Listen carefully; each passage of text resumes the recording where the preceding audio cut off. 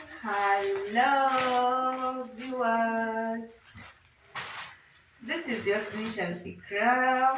Ndi wano mani wano muluka gwaffe wampeewo, mumyuka wampeewo. Ndi ku kakiiko ak'ebyobulamu, n'olwekyo nga birthday ya Ssaabasajja Kabaka etuuka tugenda gikuza nga bwe tusooka okudduka emisinde.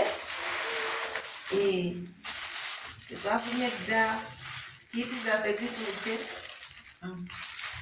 Kiiti zikoze ki? Zituuse za Kabaka. Kaakati tuna kiitiyo zeyange yino yatuuse dda, n'endala mpitirivu eziri bali ku sayidi eno ennangabo. Kugenda bugenzi awo ku ennangabo ojja kubanga kugombolola ojja kubanga ozisangayo. Ate neeno mu byalo naffe wano block 91 weziri zatuuse dda, tuzirina. So funa kityo odduke emisinde gya Kabaka's birthday. Mubeere balamu, mubeere basanyufu.